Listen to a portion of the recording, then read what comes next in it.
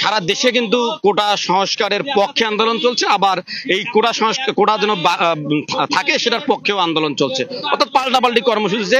এই কর্মসূচিতে গতকালকে কিন্তু 6 জন নিহত হয়েছে।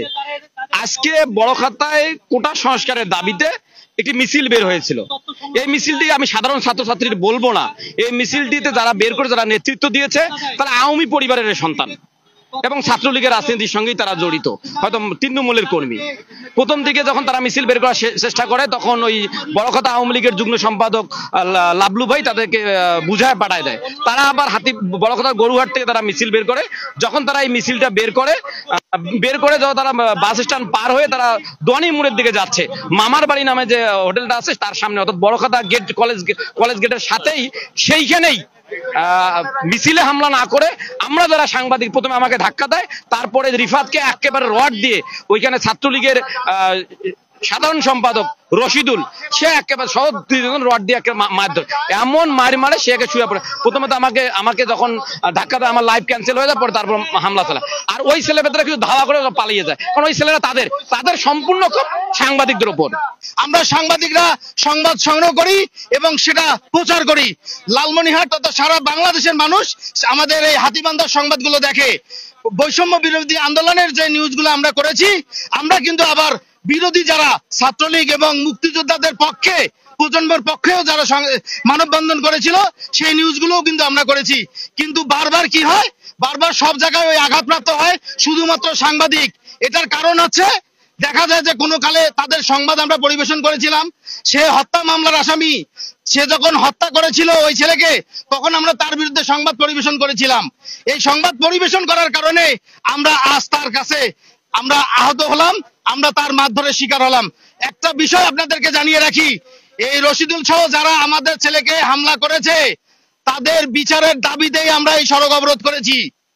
তাদের বিচার চাই। হাতীবান্ধা ছাত্রলীগ তাদের দায়িত্ব নিবে না বলেছে, যে এটা তার ব্যক্তিগত কাজ। আমরা কখনো কোনো আন্দোলনে যারা থাকে, কখনো কাউকে আমরা মারধর করার জন্য বলি না। ছাত্রলীগের সাধারণ সম্পাদক এই কথা আমাদেরকে মেডিকেলে রুগী দেখতে এসে বলেছে, আমাদের আহত সাংবাদিকদের দেখতে এসে বলেছে। সংগ্রামী সাথী ও বন্ধুগণ, আমি শুধু একটি কথাই বলবো, কেন আমরা সাংবাদিকরা বারবার এই মারধরের শিকার হচ্ছি।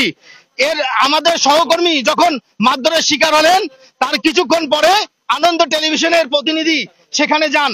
সেখানে যাওয়ার পর বড়খাতার ওই ছেলেগুলো আবার তাকে শাসিয়ে বলে যে বড়খাতার কোনো নিউজ সাংবাদিকরা করতে পারবে না। তাহলে ভাইয়েরা আপনার বুঝে নেন যে বড়খাতা কি হলো।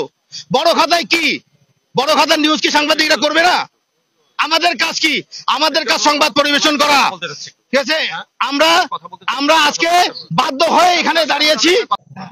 সাংবাদিক ভাইদের মাধ্যমে আমরা সারা দেশের খবর পাই।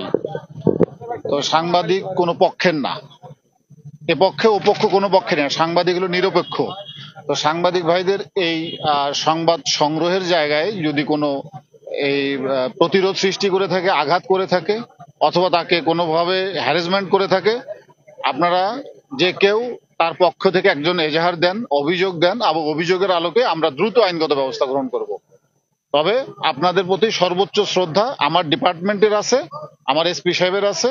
অতএব এখানে আপনারা নো ডাউট কোনো সন্দেহ রাখেন না, আপনার একটা এজাহারের আলোকে আমরা পরবর্তী আইনগত ব্যবস্থা গ্রহণ করব। আপাতত রোডটাকে আমরা ক্লিয়ার করে দেন। বললাম তো আমি যে আপনারা লিখিত অভিযোগ দিলেই আমরা আইনগত ব্যবস্থায় যাব।